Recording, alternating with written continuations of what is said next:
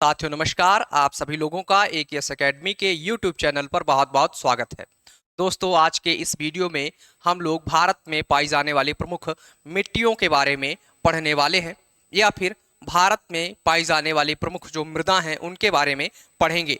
इस वीडियो में हम मैप के माध्यम से देखेंगे कि जलोढ़ मृदा भारत के किन किन राज्यों में पाई जाती है, काली मिट्टी भारत के किन किन राज्यों में पाई जाती है, इसी तरीके से आपके लेटराइट मिट्टी किन किन राज्यों में पाई जाती है।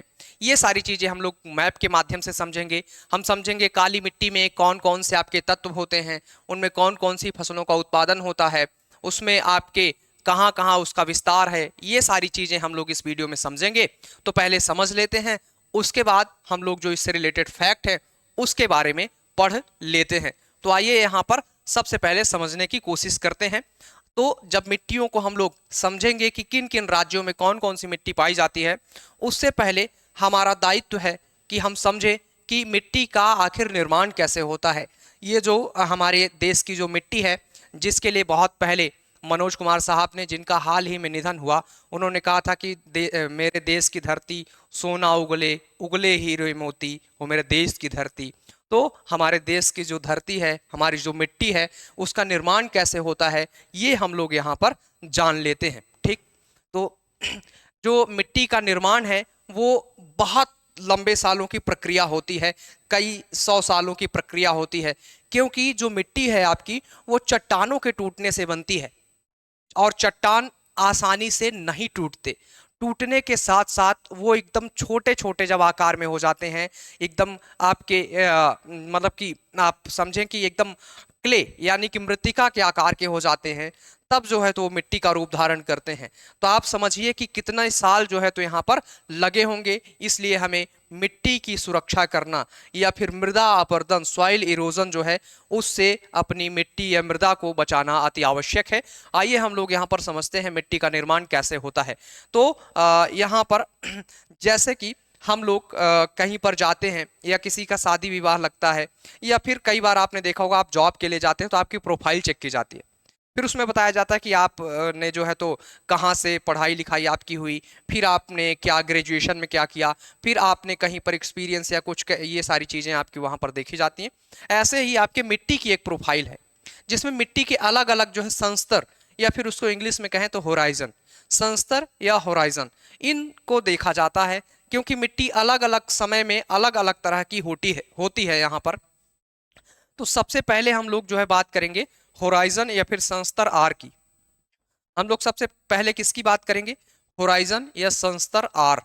इसको संस्तर आर बोलते हैं, ठीक, या फिर आधारीय संस्तर बोलते हैं। आधारीय संस्तर अभी हम देखेंगे क्यों बोलते हैं। तो यहाँ पर मैंने आपको कुछ ऐसा आकार बनाया है। मान लीजिए एक ये चट्टाने हैं। क्या है ये आपकी? ये चट्टाने हैं।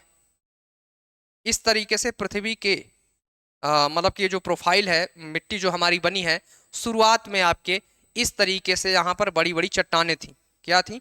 इस तरीके से आपके बड़ी बड़ी चट्टानें थी। लंबे समय बाद उसमें दाब लगा, यानी कि प्रेशर लगा, और प्रेशर के वजह से, अन्य भूगर्भिक क्रियाओं की वजह से ये जो मृदा है आपकी वो सॉरी, ये जो चट्टानें हैं आपकी वो टूटना शुरू हुई। क्या हुई? टूटना शुरू हुई। तो इसको आर या आधारी संस्तर इसलिए बोला जाता है क्योंकि यहाँ पर जो चट्टानें हैं, ये क्या है? इस मिट्टी का आधार है। जो यहाँ पर आपको मिट्टी छोटी छोटी, बहुत छोटे कण में दिखाई दे रही है, उसका क्या है? ये आपके आधार है।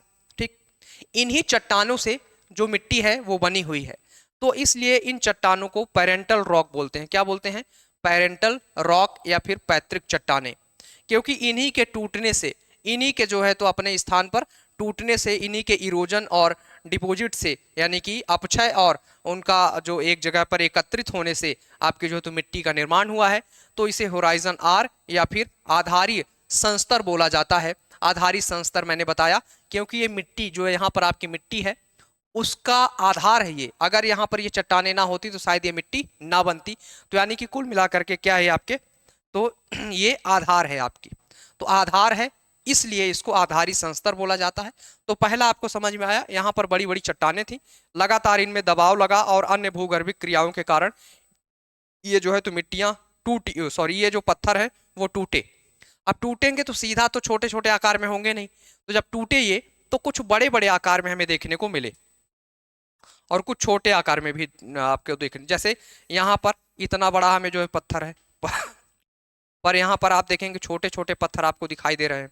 ये छोटे छोटे पत्थर के क्या है, आपके टुकड़े हैं। तो जब आपके यहाँ पर कुछ बड़े पत्थर कुछ छोटे पत्थर यहाँ पर टूटे हुए हैं, तो यानी कि ये पत्थर कई टुकड़ों में आपके टूट गए। अब ये जब ये पत्थर कई टुकड़ों में टूटते हैं तो यहाँ पर एक और संस्तर बनता है, यहाँ पर एक नया संस्तर बनता है और उसको बोलते हैं हम लोग संस्तर सी। क्या? संस्तर सी, या फिर यहाँ पर हम इसको होराइजन सी बोलते हैं। यहाँ पर क्या होता है, बड़ी बड़ी चट्टानों का अपक्षय होता है। क्या होता है, ये अपने जगह पर क्या हो जाती हैं, टूट जाती हैं, अपक्षयित हो जाती हैं। तो ये बहुत ज्यादा प्रेशर के कारण इनमें जो है तो ऐसा होता है। अब ये अपक्षयित शैलें हैं, अभी ये मिट्टी नहीं बनी है, अभी क्या है, अभी इनको और टूटना पड़ेगा, है ना, और क्या होगा, टूटना पड़ेगा, तब जाकर के ये आपकी क्या होंगी, और ज्यादा परिपक्व होंगी, फिर मिट्टी बनेंगी। जैसे इंसान को होता है ना, बहुत संघर्ष करना पड़ता है तो जा करके जो है तो वो एक मुकाम पर पहुंचता है, ऐसे ही इन चट्टानों को अभी और टूटना होगा और संघर्ष करना होगा। तो पहले तो ये कई सारे टुकड़ों में टूटे, ठीक, और छोटे बड़े टुकड़े हुए, तो इनको बोलते हैं अपक्षयित शैलें, यानी कि टूटी हुई जो चट्टानें हैं अपक्षयित शैलें। यहाँ पर इनका क्या हो गया, ये टूट गई हैं, ठीक। अब इसके बाद अब संस्तर सी हो गया, फिर अब बात करते हैं संस्तर बी की, ठीक, होराइजन बी या फिर संस्तर बी की बात करते हैं हम लोग। अब संस्तर जो आपका बी होता है, इसमें क्या होता है, तो इसमें ये जो आपकी अपक्षयित चट्टानें हैं, टूटी हुई चट्टानें हैं बड़े बड़े, वो क्या होती हैं, और छोटे छोटे भागों में टूट जाती हैं, और छोटे छोटे भागों में टूट जाती हैं, और यहाँ से मिट्टी के निर्माण की प्रक्रिया जो है, तो मतलब मिट्टी जो है धीरे धीरे बनने लगती है। प्रक्रिया तो यहाँ से शुरू होती है, जो प्रोसेस है मिट्टी के बनने की, वो तो यहीं से शुरू हो जाती है, पर यहाँ से जो है तो मिट्टी काफी हद तक जो है तो आपकी बन जाती है। तो इसे हम लोग बोलते हैं सब सॉइल या फिर उप मृदा। इसको क्या बोलते हैं, उप मृदा। यानी कि अभी ये बहुत उपजाऊ नहीं है, अभी इसमें आपको छोटे छोटे जो है तो क्या देखने को मिल रहे हैं, छोटे छोटे आपको चट्टान के कण अभी देखने को मिल रहे हैं, लेकिन यहाँ पर बहुत सारे आपके जो है तो बहुत महीन, कुछ बड़े हैं, ये जैसे देखिए बड़ा चट्टान है आपका, ये बड़े चट्टान है आपके। आपने कभी अगर आप 1-2 फीट है ना ये जमीन के नीचे खुदाई करें आप, तो आपको इतने बड़े बड़े पत्थर देखने को मिलेंगे, पर वहां पर मिट्टी भी है आपके, ठीक। और बहुत गहराई में चले जाएंगे तो आपको तो फिर बड़े बड़े और बहुत मजबूत पत्थर देखने को मिलेंगे, ठीक। तो यानी कि कहीं ना कहीं अभी इसमें पत्थर हैं, लेकिन इस पत्थर होने के साथ साथ इसमें छोटे पत्थर यानी कि कणों की, है ना, बहुत सारे जो है आपके बालू जैसे कणों की जो संख्या यहाँ पर बढ़ चुकी है। बालू जैसे कणों की संख्या क्या है, यहाँ पर आपके बढ़ चुकी है। अब बड़े चट्टान बहुत कम बचे हैं, तो इसमें आपके बालू आ जाएगा। क्या आ जाएगा इसमें, बालू, बालू की मात्रा हमें इसमें देखने को मिलेगी। फिर इसमें हमें गाद, ठीक, गाद की मात्रा और चिकनी मिट्टी यहाँ पर जो है तो हमें देखने को मिलेगी। यानी कि यहाँ से मिट्टी के निर्माण की प्रक्रिया जो है काफी हद तक जो तो हो चुकी होती है। अब बहुत ज्यादा ये उपजाऊ नहीं होता, बहुत ज्यादा फर्टाइल नहीं होती है मिट्टी, लेकिन यहाँ पर आपको अगर देखें तो बहुत सारे जो पौधे होते हैं, बड़े बड़े जो पौधे होते हैं आपके, बरगद या फिर और कोई विशाल वृक्ष, उनकी जड़ें इस क्षेत्र में होती हैं। उनकी जड़ें क्या है आपके इन क्षेत्रों में देखने को मिलती हैं। इन क्षेत्रों में क्या है, इनकी जड़ें देखने को हमें मिलती हैं, ठीक। तो ये जो क्षेत्र है आपका, ये संस्तर है, होराइजन बी है, यहाँ पर बड़े बड़े वृक्षों की जड़ें आपको देखने को मिलती हैं। तो बहुत ज्यादा उपजाऊ तो नहीं होता, पर हाँ कि जब वृक्ष की जड़ें यहाँ पर आ रही हैं तो उनको जो भी नॉर्मल पोषक तत्व यहाँ से काफी कुछ मिलते हैं, इसीलिए इसको उप मृदा बोला जाता है। इसीलिए इसको क्या बोला जाता है, उप मृदा बोला जाता है, ठीक। फिर अब यहाँ से मिट्टी के निर्माण की प्रक्रिया जो है तो पूरी हो जाती है। यहाँ से आपको अब छोटे छोटे जो है तो कण दिखने लगते हैं। अब ये मिट्टी एकदम, पत्थर जो है पूरे तरीके से टूट चुका है, पूरे तरीके से क्या हो गया है, पूरे तरीके से ये पत्थर जो है टूट चुका है, और यहाँ पर अब ये मिट्टी बन चुका है। और ये जो आपका होराइजन ए है, क्या अब हम बात करते हैं होराइजन ए की या संस्तर ए की। तो संस्तर ए जो है तो पूरे तरीके से मिट्टी बन चुका है, और इसे बोलते हैं ऊपरी मृदा या फिर मिट्टी का ऊपरी जो परत है वो। तो मिट्टी का ये जो होता है आपका होराइजन ए, ये मिट्टी की ऊपरी परत होती है। मैक्सिमम पौधों की जड़ें जो है इसी परत में आपके आती हैं। इसी परत में क्या होती हैं आपके मैक्सिमम पौधों की जड़ें इसी परत में होती हैं। और आपके जो है तो ये जो क्षेत्र है ये उपजाऊ होता है। ये कैसा होता है आपका, ये क्षेत्र उपजाऊ होता है। लेकिन ये जो आपकी ऊपरी मृदा है इसके ऊपर एक और परत होती है, इसके ऊपर एक और परत होती है जिसको परत ये संस्तर ओ बोलते हैं। ठीक, ये जो आपको दिख रहा है यहां से, ये नीले कलर में जो यहाँ पर, सॉरी बैगनी कलर में, जो वॉयलेट कलर में है यहाँ पर आपके तो ये जो होता है ह्यूमस बोलते हैं इसको। क्या बोलते हैं, ह्यूमस। अब ह्यूमस कैसे बनता है आपका, तो ह्यूमस आपके पत्तियों के सड़ने गलने से बनता है। गोबर की खाद हम लोग डालते हैं, या पशु अवशेष जो भी हैं आपके, पत्तियां हैं, आपके फसलों के अवशेष हैं जो भी, तो उन सबको यहाँ पर हम लोग जो है क्या करते हैं, मिट्टी के सबसे ऊपरी परत पर ही डालते हैं, तो उससे ह्यूमस बनता है आपके। तो ये जो आपका संस्तर है, ये जो आपका क्षेत्र है, इसको बोलते हैं संस्तर ओ। आप लोग इसको नोट डाउन कर लें, संस्तर ओ बोलते हैं। ह्यूमस वाले पार्ट को संस्तर ओ बोला जाता है।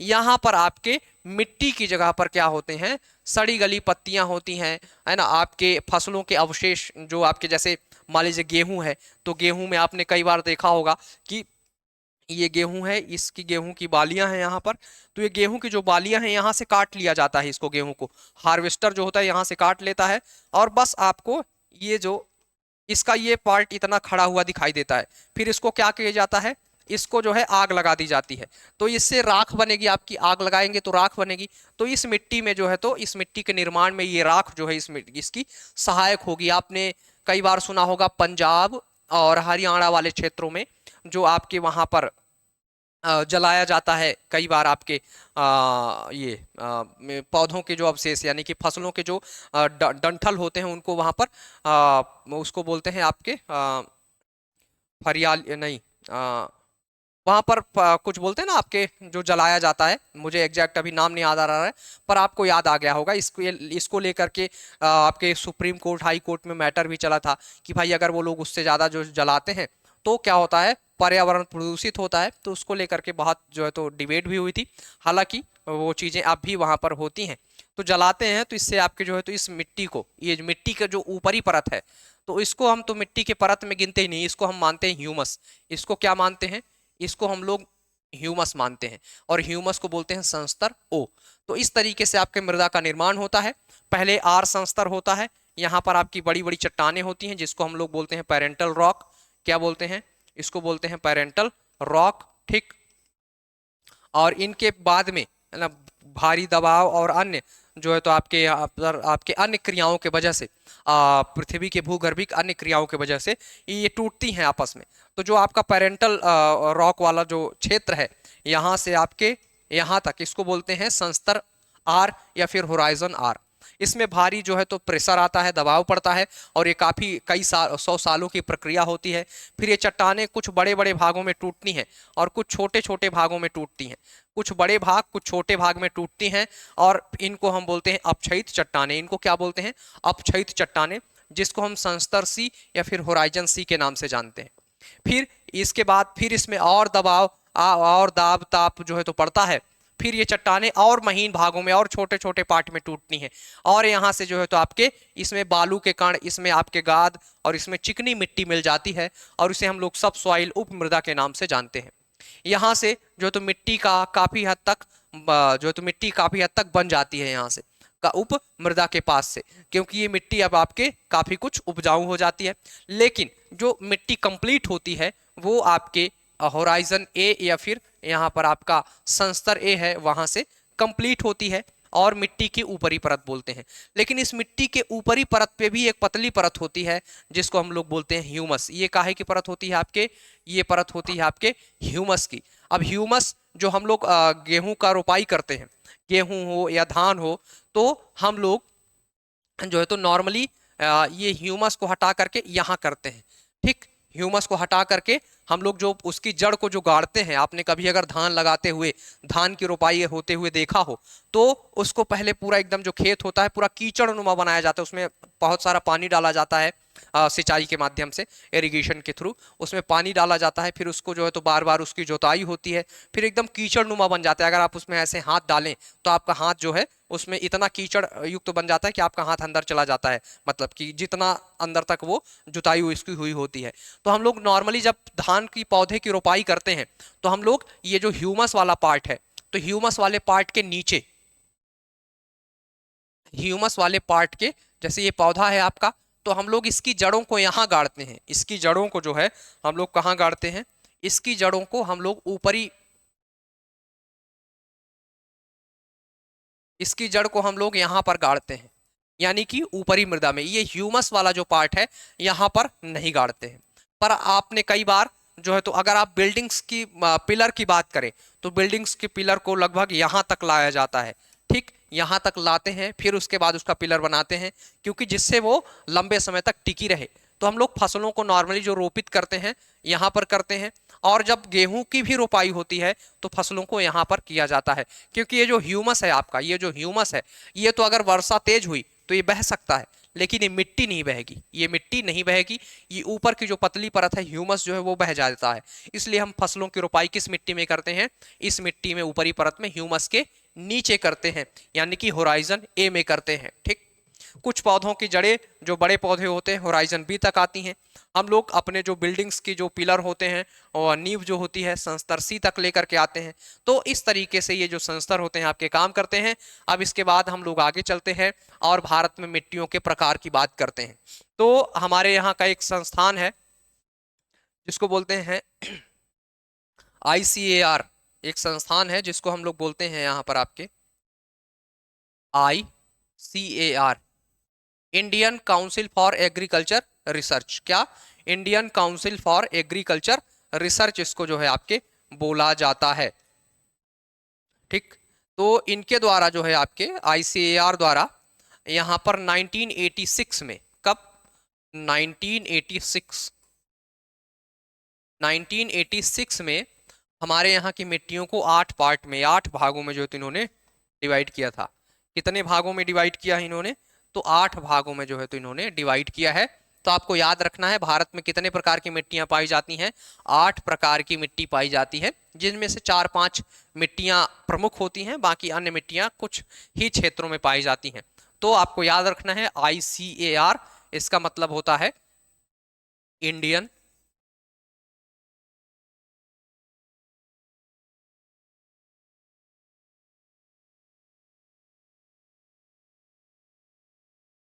Indian council of agriculture research.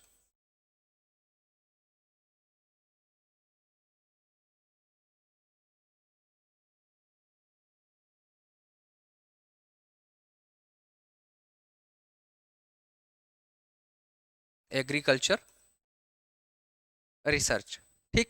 इसके द्वारा 1986 में आपके मिट्टियों को 8 पार्ट में, 8 भागों में डिवाइड किया गया। अब हम यहाँ पर देख लेते हैं कहाँ कहाँ पर कौन कौन सी मिट्टियाँ आपके पाई जाती हैं।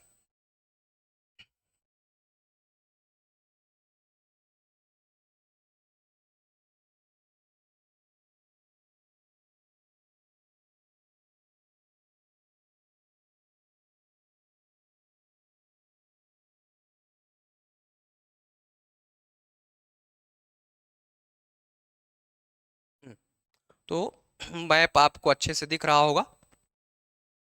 अब यहाँ पर हम लोग देख लेते हैं कहाँ पर कौन कौन सी मिट्टी पाई जाती है। सबसे पहले सबसे ऊपर पाई जाने वाली मिट्टी की शुरुआत करते हैं। तो जहाँ पर आपको ये दिख रहा है, ये वाला पूरा क्षेत्र है, ये जो यहाँ पर और यहाँ पर सिक्किम और अरुणाचल प्रदेश, यहाँ पर आपकी एक मिट्टी पाई जाती है जिसको बोलते हैं पर्वतीय मिट्टी। तो आपको याद रखना है कौन कौन से क्षेत्र में, जम्मू कश्मीर, लद्दाख, यहाँ पर आपके हिमाचल और उत्तराखंड, इन सारे क्षेत्रों में कौन सी मिट्टी पाई जाती है? तो यहाँ पर आपकी मिट्टी पाई जाती है जिसको बोलते हैं आपके पर्वतीय मिट्टी या फिर वनी मिट्टी। और फिर सिक्किम में आइए यहाँ पर, और अरुणाचल प्रदेश में यहाँ पर कैसी मिट्टी पाई जाती है? वनीय या फिर पर्वतीय मिट्टी पाई जाती है, ठीक। वनीय या पर्वतीय मिट्टी यहाँ पर पाई जाती है। फिर उसके बाद जस्ट नीचे आपको यहाँ पर देखने को मिल रहा होगा, ये आपके गुजरात के से लेकर के आप चले जाएं यहाँ पर आपके उत्तर प्रदेश, और आपको बिहार, मध्य प्रदेश का उत्तरी भाग, फिर यहाँ पर आप थोड़ा बहुत छत्तीसगढ़ का क्षेत्र, फिर आप पश्चिम बंगाल होते हुए असम चले जाइए, तो आपको कौन सी मिट्टी मिलेगी यहाँ पर आपके, यहाँ पर आपको मिलेगी जलोढ़ मिट्टी। कौन सी मिट्टी मिलेगी? जलोढ़ मिट्टी। तो आपको याद रखना है जलोढ़ मिट्टी कहाँ है आपके, तो पूरे जो उत्तर भारत का गंगा और ब्रह्मपुत्र का मैदान, कौन सा आपके, गंगा और ब्रह्मपुत्र का जो मैदान है, plain of Ganga and Brahmaputra river, तो उसके आसपास हमें जो है उस जो नदियां उसकी ट्रिब्यूटरीज हैं, उसकी जो सहायक हैं, उनके द्वारा बहुत बड़ा जो है तो एक जलोढ़ मृदा का मैदान बनाया गया है। क्योंकि जो जलोढ़ मृदा होती है, एलुवियल सॉइल होती है, वो जो है तो रिवर या नदियों के द्वारा बहा कर लाए गए जल से ही या उनके द्वारा बहा कर लाए गए अवसाद से ही बनती है। तो ये पूरा क्षेत्र जो है आपके, ये आता है किसमें, आपके जलोढ़ मृदा के अंतर्गत। तो दूसरी हम लोगों ने मृदा यहाँ पर देखी जलोढ़ मृदा, जो कि भारत के सबसे ज्यादा क्षेत्रफल पर पाई जाती है। ठीक, फिर उसके बाद बात करते हैं, यहाँ पर आपको एक शब्द दिख रहा होगा काली मिट्टी। तो यहाँ पर जो आपको ये पूरा जो एरिया है, इस यहाँ पर आपकी मिट्टी पाई जाती है, जिसको बोलते हैं काली मिट्टी। इसको क्या बोलते हैं? काली मिट्टी का क्षेत्र, जिसमें आपका महाराष्ट्र का पूरा भाग आता है, थोड़ा बहुत कर्नाटक का पार्ट आता है। ठीक, तो यहाँ पर आपके मैक्सिमम महाराष्ट्र है, फिर कर्नाटक है, और थोड़ा बहुत आंध्र प्रदेश तेलंगाना का छोटा मोटा भाग आता है।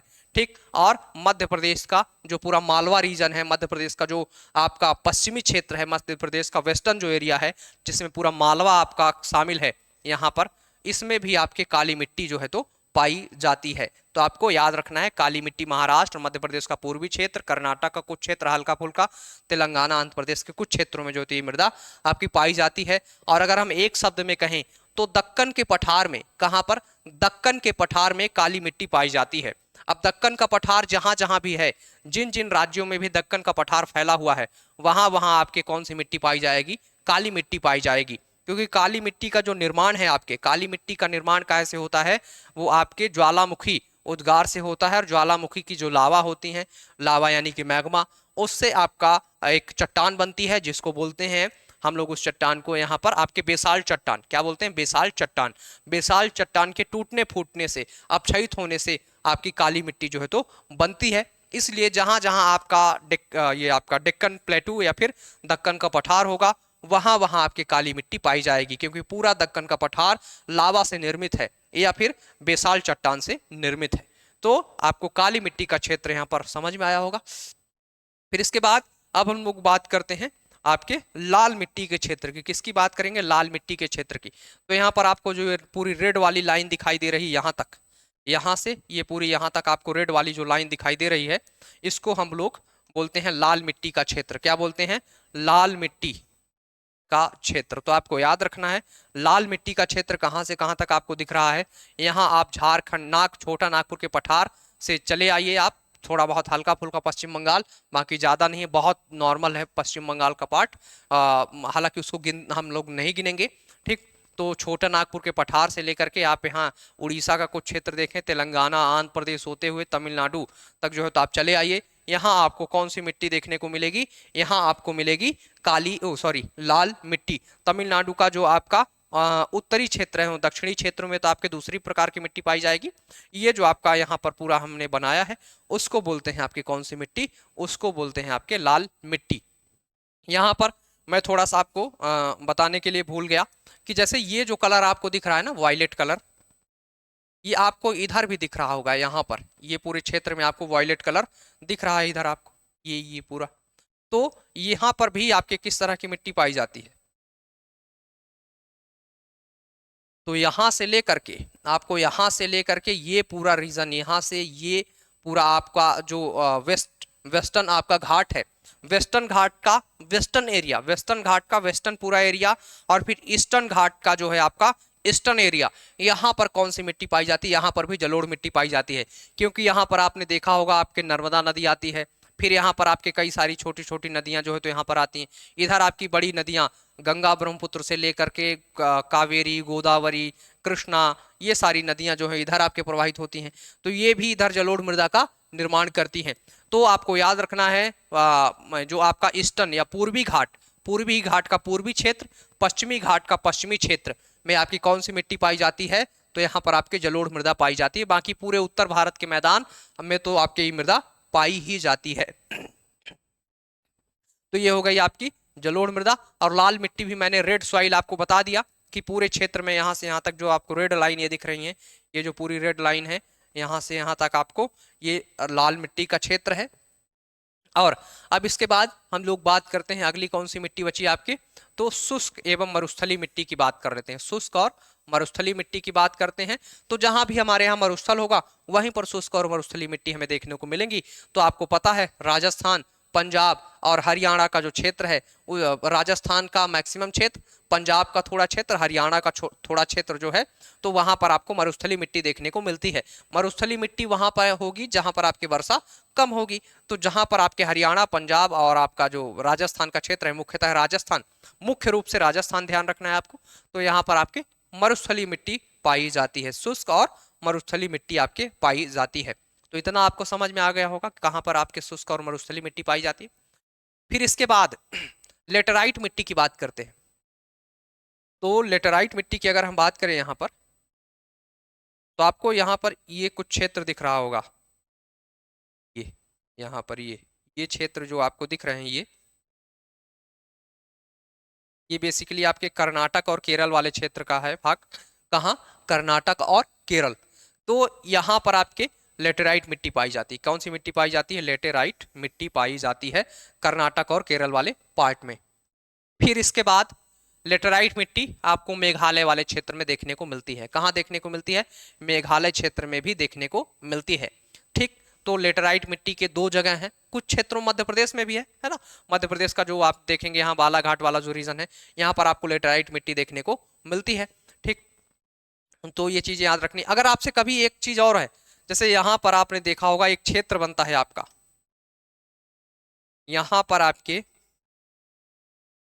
एक क्षेत्र बनता है जिसको बोलते हैं आपके रैन सैडो। रैन सैडो कर्नाटक, तमिलनाडु, केरल के पास में आपके, जहां पर ऊंची ऊंची पर्वत श्रेणियां हैं आपकी, अन्नामलाई हैं आपकी, पालनी पहाड़ियां हैं, ये सारी जो पहाड़ियां हैं, तो जब इधर से वर्षा की पवनें जाती हैं तो वर्षा इधर होती, इस साइड नहीं हो पाती इनकी। तो यहाँ पर आपके एक रैन सैडो एरिया या छायावृष्टि प्रदेश पड़ता है। तो वहां पर भी आपके शुष्क एवं मरुस्थली मिट्टी पाई जाती है। वहां पर कैसी मिट्टी पाई जाती है? शुष्क एवं मरुस्थली मिट्टी पाई जाती है। तो कभी अगर आपको तमिलनाडु और केरल, कर्नाटक का यहाँ पर एरिया अगर वो दे, तो आपको कंफ्यूज नहीं होना है। आपको ये ध्यान रखना है कि यहाँ पर आपका रैन सैडो जोन है, आपका रैन सैडो एरिया है आपका, जहां पर आपके क्या होता है कि वर्षा बहुत कम होती, क्योंकि इधर आपकी बड़ी बड़ी पहाड़ियां हैं। इधर क्या है? आपके बड़ी बड़ी पहाड़ियां हैं, जिससे वर्षा आपको इधर ही हो जाती, इस साइड वर्षा कम हो पाती है। तो रैन सैडो एरिया में आपके मरुस्थली और शुष्क मिट्टी पाई जाती है। ठीक, अब इसके बाद हम लोग लेटराइट मिट्टी की बात कर रहे थे, उसको कंप्लीट कर दिया। अब इसके बाद एक और आपको छोटी मिट्टी यहाँ पर देखने को मिलेगी। छोटी सी मिट्टी है आपकी, जिसको बोलते हैं पीट, पीट मृदा, या फिर इसको भी बोलते हैं आपकी दलदली मिट्टी। पीट या दलदली है ना, जो पीट यानी पीटी हो जाती है, बहुत ज्यादा दलदली टाइप की दिखती है आपको, यानी अगर आप पैर रखें वहां पर तो आपको पैर उस कीचड़ में धंस जाएगा। अब ऐसा कहाँ होगा? जहां पर पानी का जमाव होगा, जहां पर पानी का आपके क्या होगा? जमाव होगा, पानी के निकलने की बहुत उच्च व्यवस्था नहीं होगी, या फिर जहां बहुत ज्यादा सिंचाई हो। हाँ, तो आगे हम हालांकि बात करेंगे पीट मृदा की। तो आपको ध्यान रखना है, ये जो पंजाब का जो क्षेत्र है, सॉरी, हाँ मतलब कुछ पंजाब का क्षेत्र, कुछ हरियाणा का क्षेत्र, और इसके साथ ही साथ आपका जो उत्तर प्रदेश और कुछ बिहार का जो क्षेत्र है, वहां पर आपके पीट मृदा या पीट मृदा पाई जाती है, दलदली मिट्टी। और कुछ आपके यहाँ पर कुछ आपके जो है तो केरल, कर्नाटक वाले क्षेत्र में भी पाई जाती है। तो पीट मृदा आपके केरल, कर्नाटक वाले क्षेत्र में, और कुछ आपके पंजाब और यहाँ उत्तर प्रदेश और आपके बिहार वाले क्षेत्र में पाई जाती है। ठीक, पंजाब, उत्तर प्रदेश और बिहार के क्षेत्र में पाई जाती है। फिर एक और मिट्टी होती है लवणीय मृदा आपकी। ठीक, लवणीय मृदा। अब अगर हम लवणीय मृदा की बात करें, तो जो आपकी लवणीय मृदा होती है, फिर सलाइन एंड अल्कलाइन सॉइल जो होती है, लवणीय या फिर क्षारीय मृदा आपके, लवणीय एवं क्षारीय मृदा की बात करें, तो जहां पर आपके समुद्र का जल है ना, जहां पर आपका समुद्री क्षेत्र है, वहां पर आपके लवणीय और क्षारीय मृदा पाई जाएगी। जैसे कि आप यहाँ पर देखेंगे गंगा ब्रह्मपुत्र का जो डेल्टा है, यहाँ पर केजी बेसिन हो गया आपका, कृष्णा गोदावरी का डेल्टा हो गया यहाँ पर। तो जहां पर नदियां आपकी, सॉरी, जहां पर आपके समुद्री क्षेत्र है, जहां पर डेल्टाई क्षेत्र है, वहां पर आपके जहां, या हम कह सकते हैं समुद्र का पानी जहां पर आपके तट के क्षेत्र में है या जहां पर तटीय क्षेत्रों में है, वहां पर आपके कौन सी मिट्टी पाई जाती है? वहां पर क्षारीय मिट्टी पाई जाती है, लवणी मिट्टी पाई जाती है। या फिर आप इसको ऐसा ही बोल सकते हैं, जहां पर आपके सलाइन या फिर अल्कलाइन वाटर जो है जमा होता है, वहां पर आपके लवणी और किस प्रकार की क्षारीय मिट्टी पाई जाती है। आगे हम लोग इसको समझेंगे, पर अभी आपको समझना है समुद्र के किनारे वाले क्षेत्रों में, खासकर डेल्टाई क्षेत्रों में, खासकर कौन से क्षेत्र? डेल्टा क्षेत्र जो है आपके, वहां पर आपकी लवणी और क्षारीय मिट्टी पाई जाती है।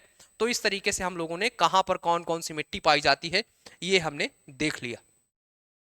अब इसके बाद एक एक मिट्टी को हम लोग यहां पर पढ़ लेते हैं। ठीक, आपके अगर मेंस में पूछा जाए तो तब भी आप इस तरीके से इसको लिख सकते हैं। 7 मार्क्स के लिए आपकी परफेक्ट फॉर्मेटिंग है। ठीक, तो 7 मार्क्स में आप इसको इस तरीके से कवर कर सकते हैं। ठीक, तो आइए हम लोग यहाँ पर देखते हैं। सबसे पहले जलोढ़ मिट्टी। सबसे पहले किस मिट्टी की बात करेंगे? सबसे पहले हम लोग बात करने वाले हैं जलोढ़ मृदा की।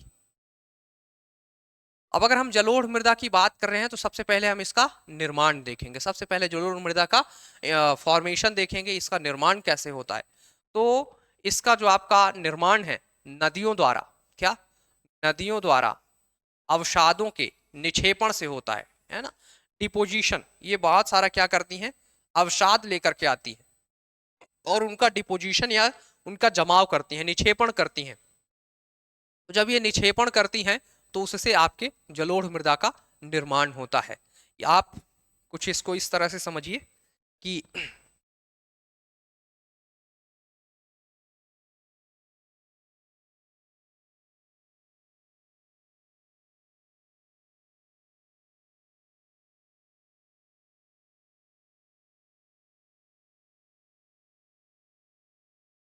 ये कोई पर्वतीय क्षेत्र है।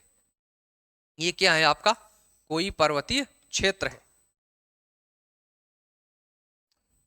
अब यहां से कोई नदी आपकी उतर रही है, ये कोई नदी आ रही है, तो यहां से क्या होगी? नदी वो बहुत तेजी से आएगी और इस नदी के अंदर, इस नदी के अंदर आपके बहुत सारे क्या होंगे? कंकड़ पत्थर होंगे। इस नदी के अंदर क्या होगा? आपके बहुत सारे जो है तो कंकड़ पत्थर होंगे। कुछ यहाँ पर छोटे छोटे बजरी होंगी, कुछ यहाँ पर आपके छोटे छोटे जो है तो चिकनी मिट्टी होगी। ठीक, क्या होगी? यहाँ पर चिकनी मिट्टी भी होगी। अब यहाँ पर तो नदियां बहुत तेजी से आ रही हैं, क्या? बहुत, क्योंकि पर्वत से ऊपर से वो नीचे आ रही है नदी आपकी। तो जब ये नदी यहाँ पर, आप मान लीजिए ये आपके मैदान आ गया, समतल एरिया हो गई आपकी। अब जब नदी यहाँ पर आपकी आएगी, अब जब नदी जो है आपकी यहाँ पर आएगी तो क्या हो जाएगी? वो धीरे धीरे इस तरीके से धीरे धीरे चलने लगेगी। तो जो यहाँ से ये बहुत सारा जो अवसाद लेकर के आई थी ये नदी, ये जो बहुत सारा अवसाद लेकर के आई थी, यहाँ पर ऐसे ऐसे वो छोड़ते जाएगी। क्या करेगी? वो छोड़ते जाएगी और यहाँ पर आपका जो है तो क्या बन जाएगा? जलोढ़ मिट्टी का मैदान बन जाएगा। एलुवियल सॉइल का जो है तो यहाँ पर आपके एक पूरा प्लेन एरिया बन जाएगा, मैदान बन जाएगा। तो जब नदियां पर्वत से उतर करके मैदान में प्रवाहित होती हैं, जब नदियां पर्वत से उतर करके मैदान में प्रवाहित होती हैं, तो अपना इनका जो स्पीड है, जो वेग है, वो धीरे हो जाता है। जब स्पीड धीरे होती है तो जब ये जो अपने साथ यहाँ पर बहुत सारा अवसाद लेकर के आ रही हैं, जिसमें कंकड़ पत्थर, पेड़ पौधों की पत्तियां हैं और अन्य अवशेष हैं, उनको यहाँ पर जो है तो जमा देती हैं। जब यहाँ पर जमाती हैं तो यहाँ पर आपके जलोढ़ मृदा का निर्माण हो जाता है। तो मैं उम्मीद करता हूँ आपको समझ में आया होगा कि जलोढ़ मृदा का निर्माण कैसे होता है। तो निर्माण नदियों द्वारा अवसादों के निक्षेपण से होता है। इसके बाद हम लोग यहाँ पर इसके क्षेत्रफल की बात करें। ठीक, इसकी बात करेंगे यहाँ पर इसके क्षेत्रफल की। कितने क्षेत्रफल पर ये जो है तो भारत के पाई जाती है? तो भारत के लगभग ये 45% क्षेत्रफल पर पाई जाती है। कितने क्षेत्रफल पर पाई जाती है? लगभग जो है आपके 45% क्षेत्रफल पर पाई जाती है। तो आपको याद रखना है कितने परसेंट? 45% क्षेत्रफल पर जो है तो ये आपकी मिट्टी पाई जाती है। भारत के सर्वाधिक क्षेत्रफल पर अगर आपसे पूछा जाए, प्रश्न आए कि भारत के सबसे ज्यादा क्षेत्रफल पर कौन सी मृदा पाई जाती है, तो आपको फटाक से आंसर देना है जलोढ़ मृदा पाई जाती है। ठीक, फिर इसके बाद यहां पर आगे चलते हैं। इसमें कौन कौन से तत्वों की कमी होती है? कौन कौन से ऐसे तत्व हैं जिसकी कमी होती है? तो नाइट्रोजन, फास्फोरस और ह्यूमस। पर्वतीय मिट्टी को छोड़ करके, एक मिट्टी अभी हम लोग आगे पढ़ेंगे, पर्वतीय मिट्टी। पर्वतीय मिट्टी को छोड़ करके हमारे पूरे भारत में जो तो ह्यूमस की कमी होती है, और नाइट्रोजन और फास्फोरस और ह्यूमस और पोटास, पोटास एक आध मिट्टी में पाया जाता है, नहीं तो मैक्सिमम में आपके नाइट्रोजन, फास्फोरस और ह्यूमस की कमी होती है। तो सिर्फ पर्वतीय मिट्टी को छोड़ दें, बाकी सब में आपके जो है तो ह्यूमस, फास्फोरस और नाइट्रोजन की कमी होती है। ठीक, पर्वतीय मिट्टी में इन दोनों की कमी होती है लेकिन इसकी नहीं होती। ध्यान रखना आप लोग, पर्वतीय मिट्टी में नाइट्रोजन और फास्फोरस की कमी होती है लेकिन ह्यूमस की नहीं होती। बाकी हमारे यहाँ की जितनी भी आपकी 6 प्रकार की जो मिट्टियां हैं, इनमें सब की कमी होती है। तो अगर आपसे प्रश्न पूछा जाए कौन सी ऐसी मिट्टी है जिसमें ह्यूमस की मात्रा सर्वाधिक है, ऑप्शन दे दिया जाए आपको जलोढ़ मिट्टी, ऑप्शन बी दे दिया जाए आपको पर्वतीय मिट्टी, ऑप्शन सी मरुस्थलीय, ऑप्शन डी आपको दे दिया जाए लाल मिट्टी, तो आपको आंसर टिक करना है ऑप्शन बी पर्वतीय मिट्टी, क्योंकि ह्यूमस जो है पर्वतीय मिट्टी में पाया जाता है। आगे हम जब पर्वतीय मिट्टी चर्चा करेंगे तो बताएंगे क्यों पाया जाता है। तो अभी आपको याद रखना है, जो जलोढ़ मृदा है उसमें नाइट्रोजन, फास्फोरस और ह्यूमस की कमी होती है। ठीक, अब अधिकता किसकी होती है, कौन से तत्व इसमें ज्यादा पाए जाते हैं? तो इसमें आपके पोटास ज्यादा मात्रा में पाया जाता है। क्या पाया जाता है? पोटास ज्यादा मात्रा में पाया जाता है। और आपके कमी मतलब पर्याप्त, यानी कि एवरेज होता है, चूना पत्थर जो है पर्याप्त रहता है, ज्यादा नहीं होता पर एवरेज होता है। पोटास सबसे अधिक पाया जाता है। अगर आपसे प्रश्न पूछा जाए कि किस मिट्टी में पोटास की अधिकता होती है, तो फटाक से आंसर देना है जलोढ़ मिट्टी। प्रश्न पूछा जाए कि किस मिट्टी में आपके पोटास की अधिकता होती है, आपको आंसर करना है जलोढ़ मिट्टी। फिर इसके बाद कौन सी कृषि या फसल इसमें उत्पादित होती है, तो जलोढ़ मिट्टी में आपके धान होती है, क्योंकि धान को पानी ज्यादा चाहिए होता है। इसमें गेहूं भी होता है आपके। ठीक, अभी आपने देखा उत्तर प्रदेश गेहूं में जो है तो काफी अच्छा उत्पादन कर रहा है, सबसे नंबर 1 पे है। ठीक, और गन्ना की बात करें, गन्ना भी उत्तर प्रदेश नंबर 1 पे है। दलहन अब में यहाँ पर होता है तिलहन। तो यानी कि यहाँ पर आपके जो उत्तर भारत का मैदान है उसमें आपके जलोढ़ मिट्टी जो पाई जाती है, वहाँ पर धान, गेहूं, गन्ना, दलहन, तिलहन, अन्य तरह की फसलें यहाँ पर जो है तो उत्पादित होती हैं। और ये सबसे अधिक उपजाऊ मिट्टी है। ये क्या है? आपके सबसे अधिक उपजाऊ मिट्टी है। तो आपको याद रखना है, जो जलोढ़ मिट्टी है वो सबसे अधिक उपजाऊ मिट्टी मानी जाती है। क्या मानी जाती है? सबसे अधिक उपजाऊ मिट्टी मानी जाती है।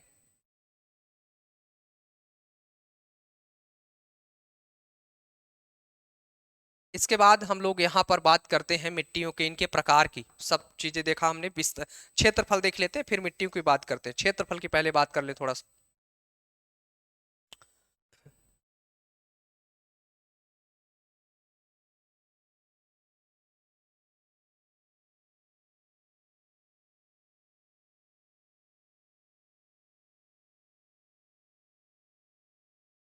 ठीक, तो क्षेत्रफल की अगर हम यहाँ पर बात करें, दिख रहा है आपको? हाँ, क्षेत्रफल की अगर हम बात करें तो ये आपके जो मिट्टी है ये उत्तर प्रदेश में पाई जाती है, बिहार में पाई जाती है। क्षेत्र में क्षेत्रफल की बात कर रहे हैं तो उत्तर प्रदेश में, बिहार में, मध्य प्रदेश के उत्तरी भाग में पाई जाती है, और ये पूर्वी एवं पश्चिमी घाट के पश्चिमी क्षेत्र में पाई जाती है। मतलब पूर्वी घाट के, देखिए पूर्वी घाट के पूर्वी भाग में और पश्चिमी घाट के पश्चिमी भाग में।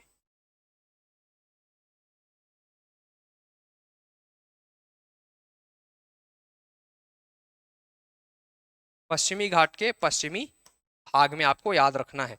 तो इन क्षेत्रों में आपकी कौन सी मिट्टी पाई जाती है? एलुवियल सॉइल या जलोढ़ मृदा पाई जाती है। अब यहाँ पर हम बात करते हैं इनके प्रकारों की। मिट्टी के जो प्रकार हैं आपकी उसकी बात करें तो 2 प्रकार की, एक खादर और एक बांगर। तो खादर और बांगर की अगर हम बात करें तो ऐसा क्षेत्र जहां पर हर साल वर्षा का या बाढ़ का पानी नहीं पहुंच पाता, तो वहां पर आपकी कैसी मिट्टी होगी? पुरानी जलोढ़ मिट्टी होगी, क्योंकि जब बाढ़ का पानी पहुंचेगा ही नहीं तो वहां पर आपके पुरानी जलोढ़ मृदा होगी। तो जो पुरानी जलोढ़ मृदा होती है उसको बांगर बोलते हैं। जो नई, हर साल बाढ़ का पानी पहुंचता है और उस क्षेत्र में हर साल नई जलोढ़ मिट्टी निर्माण होता है तो उसको बोलते हैं खादर। ठीक, तो जब हर साल नई जलोढ़ मिट्टी का निर्माण होगा तो उसमें नए नए तत्व आएंगे, पोटास उसमें आएगा और जो तत्व हैं वो भी आएंगे। तो इससे क्या होगा कि खादर जो है आपकी ज्यादा उपजाऊ होगी। खादर मिट्टी जो है या नवीन थोड़ा गले में प्रॉब्लम की वजह से, सॉरी। तो जो आपके प्रकार में खादर जो है आपका, तो खादर क्या होता है यहाँ पर आपके नवीन जलोढ़ होता है एक तरीके से, और जो बांगर है आपका पुराना जलोढ़ होता है। तो इसका दूसरा नाम है खादर को आप लोग लिख सकते हैं नवीन जलोढ़, और बांगर को लिख सकते हैं यहाँ पर आप, बांगर को क्या लिखेंगे, बांगर को लिख लीजिए आप पुरानी जलोढ़ मृदा। ठीक, खादर सबसे ज्यादा उपजाऊ होती है, मतलब जलोढ़ में खादर उपजाऊ होती है, बांगर कम उपजाऊ होती है। खादर कम उपजाऊ, सॉरी, खादर ज्यादा उपजाऊ क्यों है? क्योंकि यहाँ पर हर साल वर्षा के बाद जो बाढ़ का पानी है वो पहुंचता है। हर साल खादर क्षेत्र में वर्षा का पानी और जल, सॉरी वर्षा नहीं, मैं इसको थोड़ा सा आपको अच्छे से समझा देता हूँ, बार बार कंफ्यूजन ना हो आपको।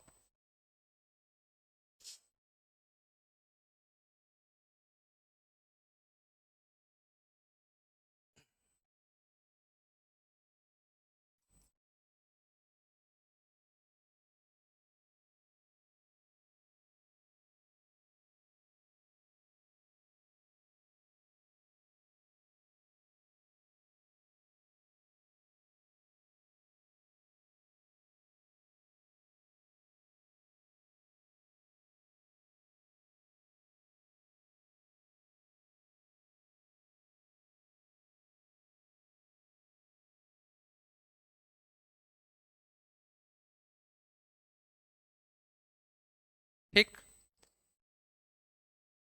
ये एक ऊंचा क्षेत्र है और इससे जस्ट ये नीचे का क्षेत्र है। यहाँ पर ये मिट्टी का क्या है, जमाव है, यहाँ पर भी मिट्टी का जमाव है।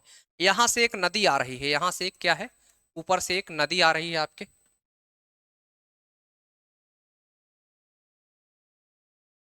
ऊपर से एक क्या है, नदी आ रही है। अब नदी का जो पानी है वो इस क्षेत्र में तो पहुंच रहा है, इस क्षेत्र में पहुंच रहा है, लेकिन यहां पर नहीं पहुंच पा रहा है, इस क्षेत्र में पानी जो है नहीं पहुंच पा रहा है। रीजन क्या है, रीजन क्या है इसका ना पहुंचने का? तो ये ऊंचा क्षेत्र है, यहां से आपको दिख रहा होगा ये कैसा है, ऊंचा क्षेत्र है। यहां तक तो नदी का पानी पहुंच जाता है। ठीक, जब नदी में ज्यादा पानी आता है, बाढ़ आती है, तो यहाँ पानी पहुंच रहा है, लेकिन यहाँ पानी नहीं पहुंच रहा है क्योंकि ये ऊंचा क्षेत्र है। तो इसको हम बोलेंगे बांगर, इसको बोलेंगे बांगर, और इसको बोलेंगे खादर। अब जो खादर है यहाँ पर हर साल पानी पहुंचता है, तो ये क्या होगी, अधिक उपजाऊ होगी, अधिक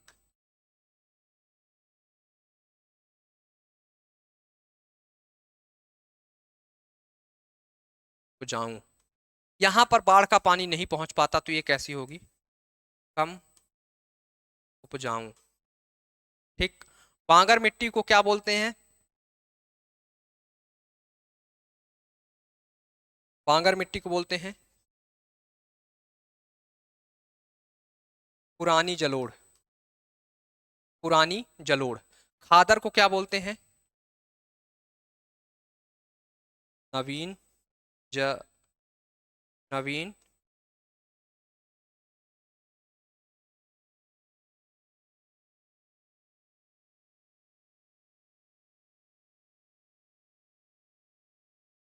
नवीन जलोढ़।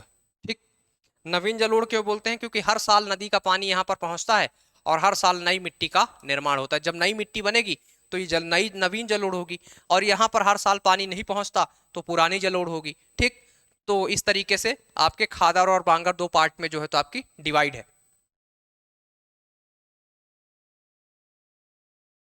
फिर इसके बाद हम लोग अगली मिट्टी की बात करेंगे, लाल मिट्टी। अगली कौन सी मिट्टी हमारी, लाल मिट्टी या फिर रेड सॉइल। लाल मिट्टी या रेड सॉइल की हम लोग बात करें तो यहाँ पर सबसे पहले इसके निर्माण की बात करेंगे। इसका निर्माण कैसे होता है, तो ग्रेनाइट व नीस चट्टानों के टूटने से, क्या, ग्रेनाइट व नीस चट्टानें जब आपस में टूटती हैं, उनका अपक्षयन होता है, अपक्षयित होती हैं, तो उससे जो मिट्टी बनती है उसको बोलते हैं लाल मिट्टी। ठीक, इसके बाद हम यहाँ पर इसके विस्तार की बात करें, सर्वाधिक विस्तार की, सॉरी, क्या सर्वाधिक विस्तार की, तो सबसे ज्यादा जो लाल मिट्टी का क्षेत्र है, सबसे ज्यादा जो लाल मिट्टी का क्षेत्र हमें देखने को मिल रहा है वो है आपके तमिलनाडु में। कहाँ है, तमिलनाडु में। फिर इसमें किन किन तत्वों की कमी होती है, कौन कौन से ऐसे तत्व हैं जिनकी कमी हो, तो आप लिख सकते हैं तत्व, है ना, कमी वाले तत्व या तत्व जिनकी कमी है, तो नाइट्रोजन, फास्फोरस और ह्यूमस। मैंने बताया ना, सब में इनकी कमी होती है। सिर्फ एक ऐसी मिट्टी है जिसमें ह्यूमस ज्यादा होता है, पर्वतीय मिट्टी में, उसमें भी नाइट्रोजन और फास्फोरस की कमी ही होती है। तो ये तत्व कमी वाले हैं। ठीक, फिर यहाँ पर फसल कौन कौन सी होती है, तो इसमें मोटे अनाज उगाए जाते हैं, चावल और दलहन भी इसमें होती है। इसमें क्या है, मिलेट्स आपके मोटे अनाज उगाए जाते हैं और इसमें चावल और दलहन की भी खेती होती है। इसके बाद इसका लाल रंग क्यों होता है, तो लौह ऑक्साइड की अधिकता के कारण।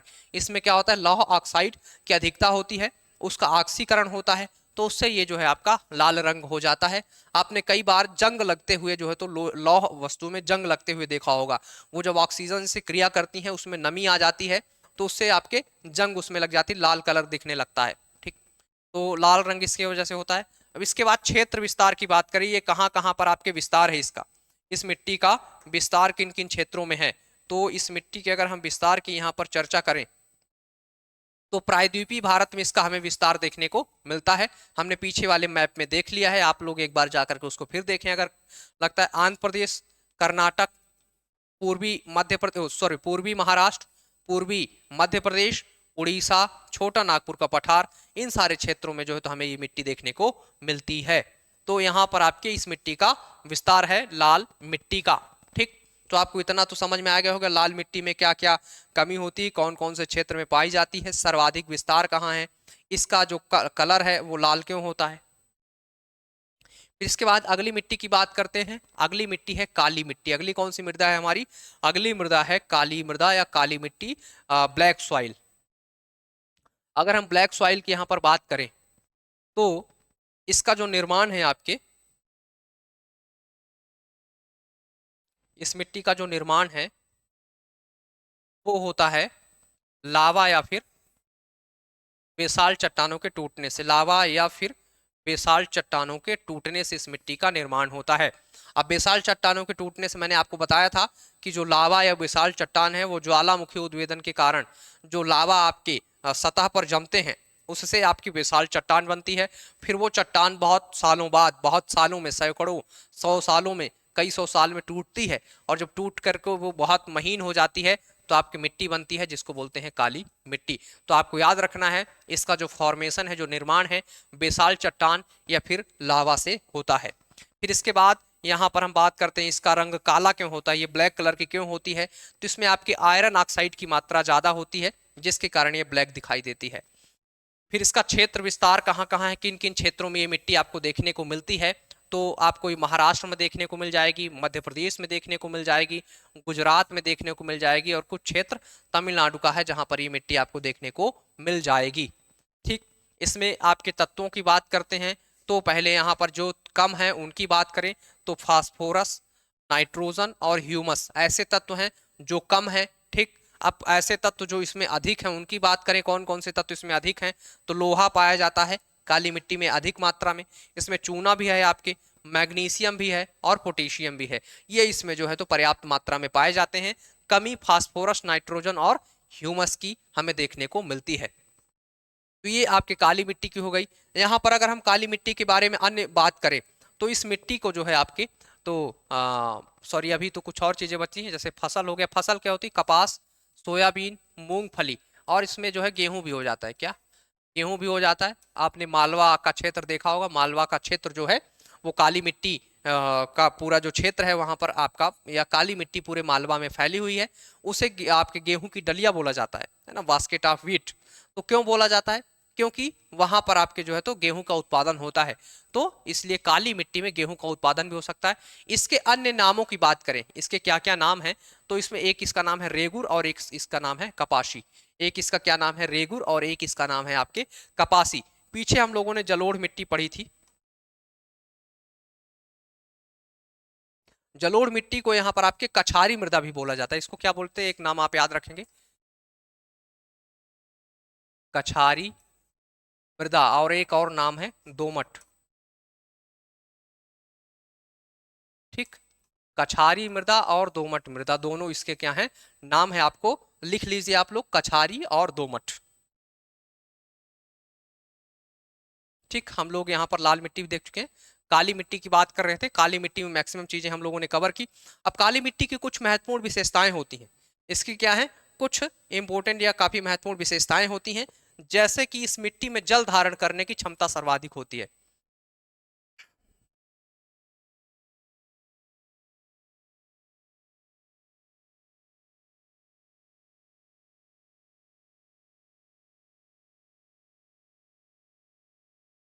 मैं यहां पर नीचे लिख देता हूं, है ना। इस मृदा में जल धारण करने की क्षमता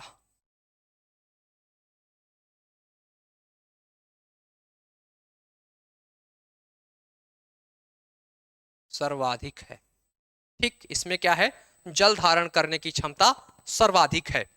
अब इसमें जल धारण करने की जब क्षमता सर्वाधिक होगी, तो अगर कभी आपसे पूछा जाए कि नमी धारण करने की, जल और नमी तो दोनों एक चीज है, तो जल के जगह पर अगर कभी नमी लिखा हो आपको, तब भी आपको समझना है कि बात किसकी हो रही है, इसी की हो रही है। नमी और जल एक ही चीज है, नमी धारण करने की क्षमता, जल धारण करने की क्षमता, दोनों एक ही चीज है। अब जब ये मिट्टी नमी धारण करेगी, जब इसमें जल धारण करने की क्षमता ज्यादा होगी, बाई चांस अगर कभी पानी इसमें कम हो जाए, बहुत सूख जाए, तो मान लीजिए कि ये जो आपकी ये काली मिट्टी का क्षेत्र है, तो काली मिट्टी में कुछ इस तरह से दरारें पड़ जाएंगी। क्या हो जाएंगी, काली मिट्टी में कुछ इस तरह से दरारें पड़ जाएंगी आपको। तो जब ये दरारें पड़ेंगी तो आपको ऐसा लगेगा दूर से देख करके कि ये लगता है खेत पूरा जोता हुआ है। तो इसलिए जब इस तरह की दरारें इसमें पड़ी हुई आपको दिखाई देती हैं, तो इस मिट्टी को बोलते हैं आपके स्वतः जोत वाली मिट्टी। क्या बोलते हैं, स्वतः जोत वाली मृदा। क्या बोलते हैं, स्वतः जोत वाली मृदा। आपको नोट करना है, स्वतः जोत वाली मृदा इसको जो है तो आपके बोला जाता है। क्यों बोला जाता है, क्योंकि जब इसमें पानी की कमी होती है तो मिट्टी में बहुत सारी दरारें पड़ जाती हैं। दरारें पड़ने से इसको देख के लगता है कि जैसे जुताई हो गई हो इस मिट्टी की। ठीक, तो जब इसको लगता है कि जुताई हो गई है, तो इसको हम लोग बोलते हैं स्वतः जोत वाली मिट्टी। ठीक, तो आपको याद रखना है, स्वतः जोत वाली मिट्टी भी इसे बोला जाता है। ठीक, तो ये हो गए आपके किसके बारे में, ये हो गया आपके काली मिट्टी के बारे में। काली मिट्टी का यहाँ पर मैंने क्षेत्र की बात करी थी। तो अगर आपसे कभी पूछा जाए सर्वाधिक कहाँ पाई जाती है, तो सबसे ज्यादा जो विस्तार है काली मिट्टी का वो महाराष्ट्र में है। कहाँ है सबसे ज्यादा विस्तार, तो सबसे ज्यादा इसका जो है एक्सटेंट कहाँ पर है, महाराष्ट्र में है। क्योंकि ये पूरा जो महाराष्ट्र है वो दक्कन ट्रेप, दक्कन प्लेटू पे जो है तो आपके स्थिर है, और दक्कन प्लेटू जो है पूरे तरीके से काली मिट्टी वाला क्षेत्र है, तो इसलिए सर्वाधिक विस्तार यहाँ पर है आपके। ठीक, अब इसके बाद आगे चलते हैं, और अगली मिट्टी है लेटराइट मिट्टी। लेटराइट मिट्टी की बात करें यहाँ पर, तो इसका निर्माण जो है निक्षालन से होता है। अब निक्षालन क्या है, तो निक्षालन की अगर हम बात करें तो आप, ये पृथ्वी की सतह है, माने भूपर्पटी वाला एरिया है। ठीक, यहाँ पर अगर आपका बहुत तेज वर्षा हो, लगभग 200 सेंटीमीटर से अधिक जब वर्षा हो, यहाँ पर क्या हो, बहुत तेजी से जब वर्षा हो, तो कितने सेंटीमीटर,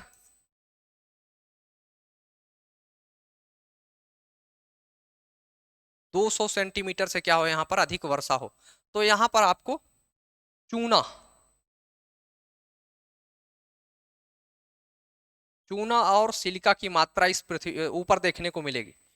तो जब ये तेज 200 सेंटीमीटर से अधिक वर्षा होगी, तो ये जो चूना और सिलिका की मात्रा है, ये धीरे धीरे इसमें से रिस करके क्या होगी, रिस करके ये जो है तो नीचे चली जाएंगी। रिस करके क्या हो जाएगी, ये चूना और सिलिका जो है आपके नीचे चला आया।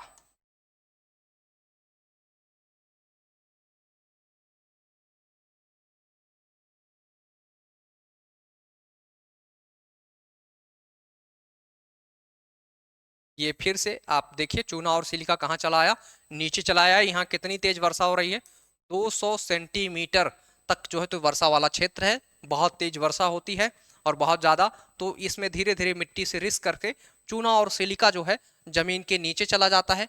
अब जब ये चूना और सिलिका जमीन के नीचे चला जाता है, तो इसमें क्या होता है आपके, इसके नीचे जाने के बाद ऊपर जो है लोहे के ऑक्साइड और एल्युमिनियम के यौगिक बच जाते हैं। यहाँ पर आपके लौह ऑक्साइड, अब यहाँ पर आपको क्या बचेगा, इस क्षेत्र में अब आपको जो है तो लोहे के ऑक्साइड और एल्युमिनियम देखने को मिलेंगे। अब इन क्षेत्रों में आपको लोहे के ऑक्साइड और एल्युमिनियम के तत्व जो है तो देखने को मिलेंगे। चूना और सिलिका जो है नीचे चला आया। तो ये हो गए आपके चूना और सिलिका, चूना और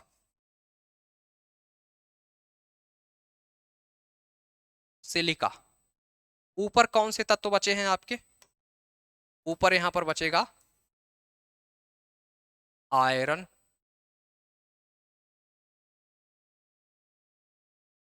ऑक्साइड और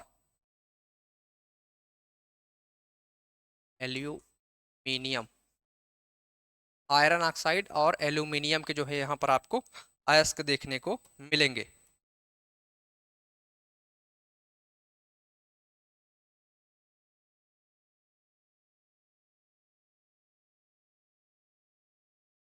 ठीक, आयरन ऑक्साइड और एल्यूमिनियम आपको सतह पर दिखेंगे।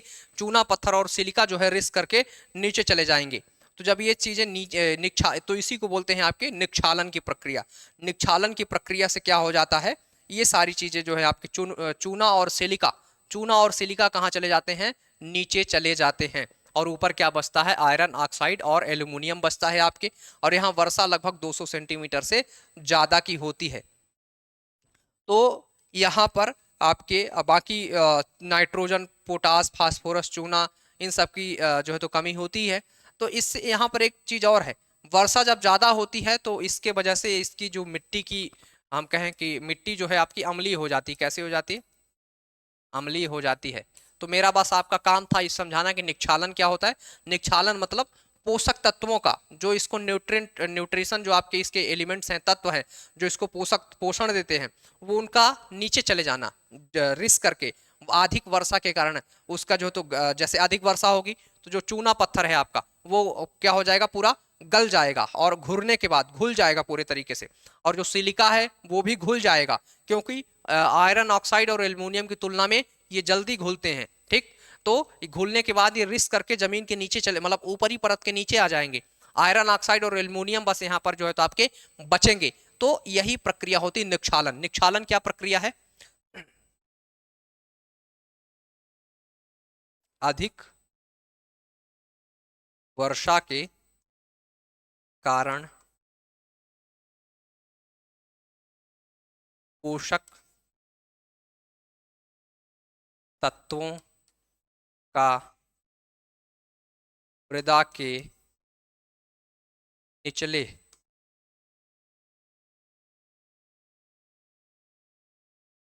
परत में जाना। ठीक, पोषक तत्वों का मृदा के निचले परत में जाना, या फिर मृदा के पोषक तत्वों का रिस कर। ठीक, रिस कर। ठीक, रिस कर निचले परत में जाना क्या कहलाता है? आपका निक्षालन। इसको क्या बोलते हैं? निक्षालन बोलते हैं। इसको बोलते हैं निक्षालन। ठीक, लीचिंग प्रोसेस इसको बोलते हैं, इसको निक्षालन, या फिर इसी को लीचिंग बोला जाता है। निक्षालन या फिर लीचिंग। तो ये समझ में आ गया आपको निक्षालन या लीचिंग क्या होता है? पोषक तत्वों का ऊपरी परत से निचले परत में चला जाना। तो ये हो गया आपका निक्षालन की प्रक्रिया। अब क्षेत्र विस्तार की बात करें तो केरल, कर्नाटक, तमिलनाडु, महाराष्ट्र, मेघालय और मध्य प्रदेश का कुछ क्षेत्र जैसे बालाघाट, तो ये जो मिट्टी है आपकी वहीं पाई जाएगी जहां वर्षा 200 सेंटीमीटर से ज्यादा होगी। कितनी सेंटीमीटर? 200 सेंटीमीटर से अधिक वर्षा वाले क्षेत्रों में। ये आपको याद रखना है, 200 सेंटीमीटर से अधिक वर्षा वाले क्षेत्रों में ही लेटराइट मिट्टी हमें देखने को मिलती है। तो केरल में होती है, कर्नाटक का कुछ भाग, तमिलनाडु में होती है, महाराष्ट्र में बहुत कम है ना। महाराष्ट्र का जो आपका जो दक्षिणी क्षेत्र है महाराष्ट्र का, जो कर्नाटक के आसपास का है, वहां पर, मेघालय में होती, मेघालय में तो बहुत वर्षा होती, और मध्य प्रदेश का बालाघाट जो रीजन है वहां पर आपके इन क्षेत्रों में। अब यहाँ पर हम फसलों की बात करें, कौन कौन सी फसल इसमें उत्पादित होती हैं, तो इसमें जो फसल है आपकी उसमें चाय, कहवा, रबर, काजू, मसाले है ना, और बागवानी। ठीक, ये जो है इसमें आपके फसलें जो है उत्पादित होती हैं, या इन तरह के मसाले और फल फूल जो है आपके उसमें उत्पादन होते हैं। चाय और कहवा इंपॉर्टेंट है आपके। फिर इसमें तत्वों की बात करते हैं, कौन कौन से तत्व हैं, तो पोटास, नाइट्रोजन, फास्फोरस और चूना पत्थर। ये क्या होते हैं? इसमें आपके कम होते हैं। ये क्या होते हैं? इसमें आपके कमी होती है।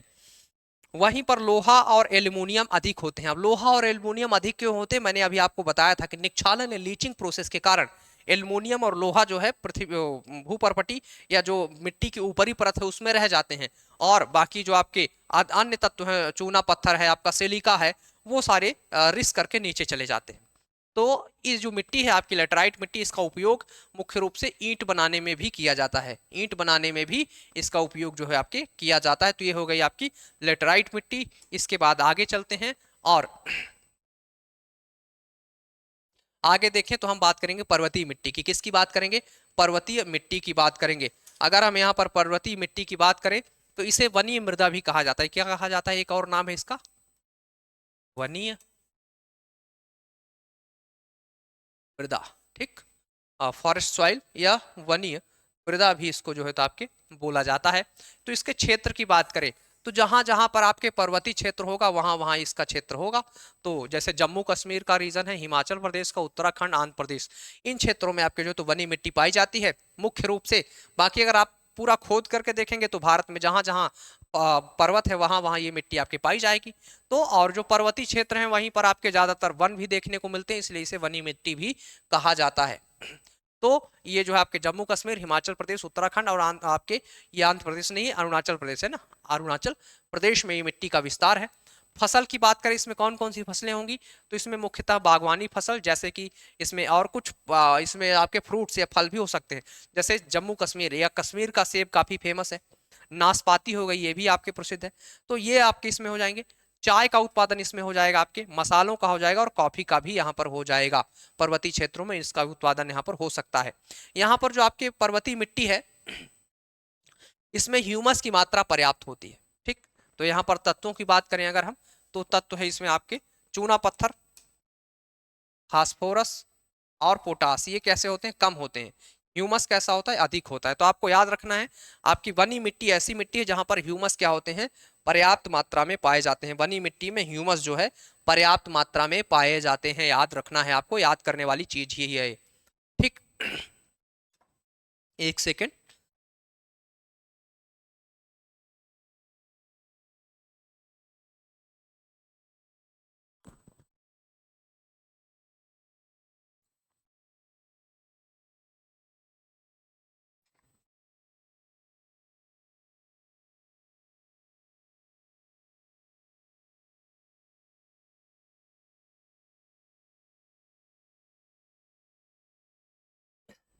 तो इसमें आपके पर्वतीय मिट्टी में ये सारी चीजें जो है तो आपके देखने को मिलती हैं। और इसमें बागवानी फसल हो सकती है। जनजातियों के द्वारा इस क्षेत्र में जो है आपके झूम कृषि भी की जाती है। क्या किया जाता है यहाँ पर? आपके झूम कृषि भी की जाती है। और जो ये मिट्टी होती है आपकी पर्वतीय मिट्टी, ये पर्वतों के ढलान वाले क्षेत्र में होती है। पर्वतीय ढलान, पर्वतीय ढलान में मिट्टी पाई जाती है आपके। और परत क्या होती है इसकी? पतली होती है। क्या होती है? पतली परत होती है। ठीक, परत इसकी कैसी होती है? पतली परत होती है इसकी, थीन होती है, पतली होती है। तो ये हो गई आपकी पर्वतीय मिट्टी। अब इसके बाद एक और मिट्टी के आगे हम चलते हैं, चर्चा करें तो ये हो गई आपकी मरुस्थलीय मिट्टी। मरुस्थलीय मिट्टी आपको पता है कि मुख्यतः ये जो है आपके कहाँ पाई जाएगी? राजस्थान,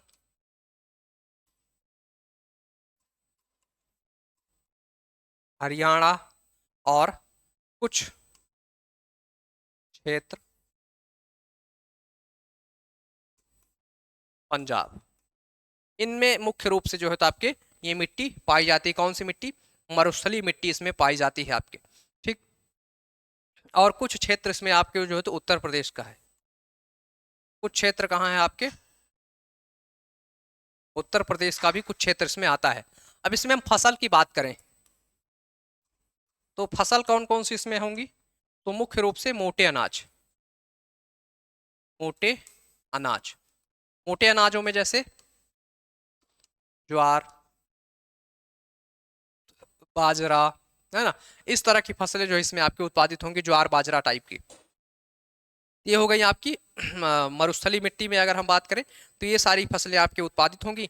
इसमें जो है बालू के कण बड़े मात्रा में पाए जाते हैं। इसमें क्या होते हैं? बालू के कण बड़े मात्रा में पाए जाते हैं। और ये जो मिट्टी है आपकी कैसी होती है? अनुपजाऊ होती है। क्या होती है? अनुपजाऊ होती है।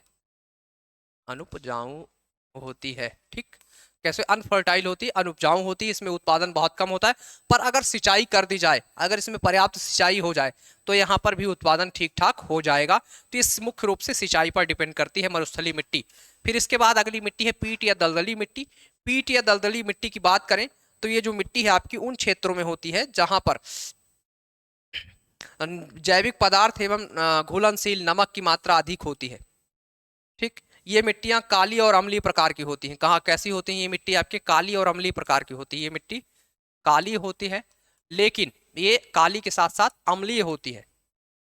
ठीक, अम्लीय क्यों होती है? क्योंकि यहाँ पर जल भराव होता है। जब जल भराव होता है तो उसको निकलने की, जल जो इसमें भरा हुआ होता है उसको निकलने की पर्याप्त यहाँ पर जो है तो व्यवस्थाएं नहीं होती हैं। तो इसमें क्या है, आपके पर्याप्त व्यवस्थाएं नहीं होती हैं। ये जो मिट्टी है आपके मुख्यतः आपके इसमें जो है आपके, अगर हम बात करें वनस्पतियों की या किस तरह के इसमें क्षेत्र, सबसे पहले क्षेत्र की बात करते हैं।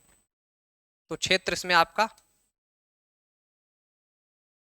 तमिलनाडु, केरल, उत्तर प्रदेश और बिहार, कुछ क्षेत्र। ठीक,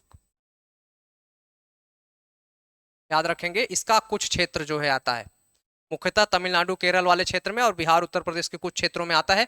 ये मुख्यतः जो मिट्टी का निर्माण होता है जल भराव के कारण होता है। जिस क्षेत्र में जो जल भरा होता है वहां पर आपके जो इस मिट्टी का निर्माण होता है। पीट या दलदली, शब्द ही लिखा हुआ है दलदली मिट्टी। तो दलदली मिट्टी यानी कि जहां पर आपके दलदल होगा, और दलदल कब होगा? जब मिट्टी वहां पर, पानी वहां पर भरा हुआ होगा। और इसकी प्रकृति कैसी होती है इस मिट्टी की? अम्लीय होती है। सामान्यतः ये मिट्टी किस प्रकार की होती है? काले कलर की होती है। किस प्रकार की होती है? काले कलर की ये मिट्टी होती है। इसमें आपके अगर हम बात करें तो इसमें वनस्पति, मैग्रोव वनस्पति पाई जाती है। कौन सी? मैग्रोव, मैग्रोव वनस्पति। इसमें आपके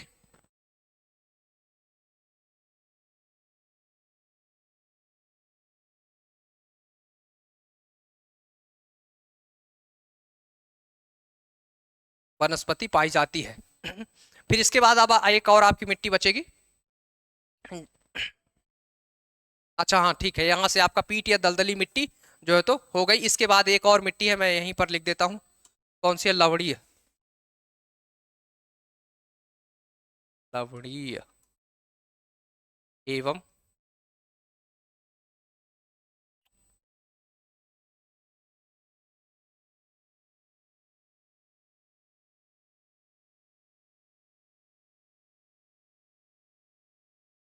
लवणीय एवं क्षारीय मृदा।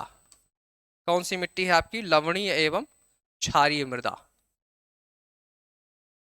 लवणीय और क्षारीय मृदा की बात करें तो इसके नाम से ही समझ में आ रहा है कैसी मिट्टी होगी आपकी।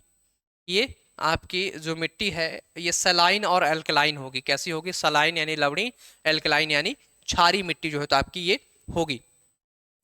इसका जो विकास है, ये जो मिट्टी है आपके, जहां पर जल निकासी की समुचित व्यवस्था का अभाव होता है तो वहां पर आपके सोडियम, कैल्शियम और मैग्नीशियम आदि लवण मृदा की ऊपरी सतह पर निक्षेपित हो जाते हैं। तो जहां पर आपकी ये मिट्टी कहां पर बनती है? जहां पर जल निकासी का अभाव हो, जल निकासी का अभाव हो। ठीक, जल निकासी का अभाव, इससे क्या होता है? मृदा की ऊपरी परत पर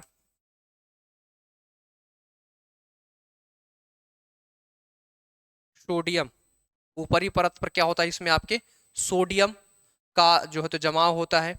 और कौन कौन से तत्व इसमें जमाव होते हैं? कैल्शियम और मैग्नीशियम।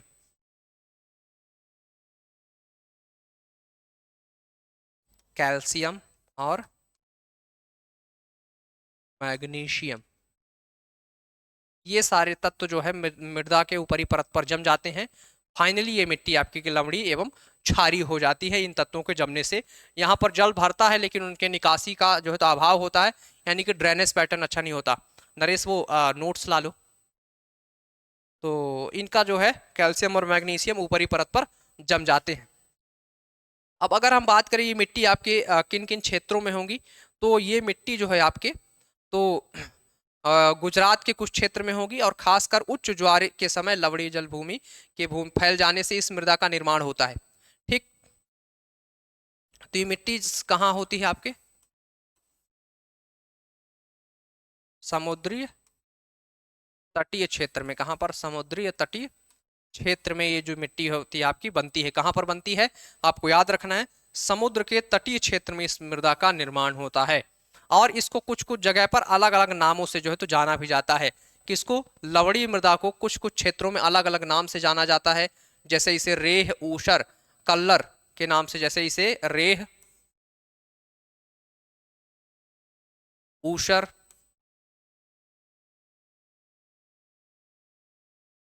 कल्लर, कारी, ये इसके क्षेत्रीय नाम है। क्या है इसके आपके? ये क्षेत्रीय नाम है, अलग अलग क्षेत्रों में इस नाम को जाना जाता है। आपको याद रखना है, रेह, ऊसर, कल्लर और कारी के नाम से जो है तो ये मिट्टी आपकी जानी जाती है अलग अलग क्षेत्रों में।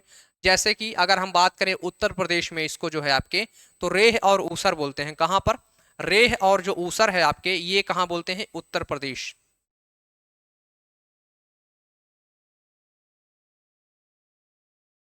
रेह और ऊसर कहाँ बोलते हैं? उत्तर प्रदेश में। कल्लर कहाँ बोलते हैं? हरियाणा में। कल्लर कहाँ बोलते हैं? हरियाणा में। और कारी कहाँ बोलते हैं? तो कारी की अगर बात करें तो केरल में इसको कारी बोलते हैं। कहाँ बोलते हैं आपके कारी? केरल। केरल में कारी बोलते हैं। तो इस मिट्टी का निर्माण समुद्री तटीय क्षेत्रों में होता है, जहां पर आपके जब ज्वार आता है, बहुत ऊंची लहरें आती हैं, तो जल भर जाता है किसी क्षेत्र में। जैसे कि मान लीजिए ये यहाँ से समुद्र की लहरें आती हैं बहुत तेजी से, और यहाँ पर आपके जल भर गया, यानी पानी जो है, इस लहरों का पानी यहाँ पर आपके भर गया। अब ये पानी नहीं निकल पा रहा, यहाँ जो पानी भर गया वो नहीं निकल पा रहा है, तो ये किस तरह की मिट्टी बन जाएगी? यहाँ पर आपके लवणी एवं क्षारीय मृदा बन जाएगी। और नहीं निकलेगा जब पानी, तो मृदा के ऊपरी परत पर क्या जमेंगे? सोडियम, कैल्शियम और मैग्नीशियम। तो सोडियम जो कि नमक होता है, तो नमक, समुद्री जल में नमक तो बनते हैं समुद्री जल से, तो यहाँ पर आपके जम जाएगा। अब जब नमक जमेगा, कैल्शियम और मैग्नीशियम जमेगा, तो ये लवणी और क्षारीय मृदा जो है आपकी ऑटोमेटिक हो जाएगी।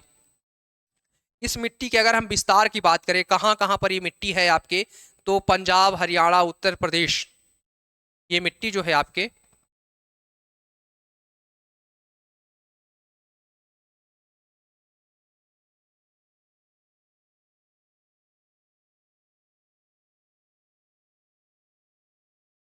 ये मिट्टी कहाँ पर है आपके? पंजाब, हरियाणा, उत्तर प्रदेश के